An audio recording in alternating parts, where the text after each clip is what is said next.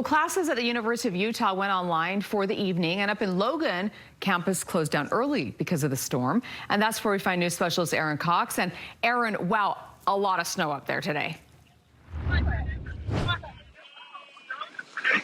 Hey, Debbie, yeah, the snow is finally slowing down here in Logan. Even just a few minutes ago when we spoke with you, there were big, fat, fluffy flakes, and now it's just slowing down. The air is starting to get clear. Right here on campus, Utah State University students, they had their classes canceled around noon today, and then the rest of the day was spent out here on the hill. So I've got some students behind me. They're taking a rest after snowboarding.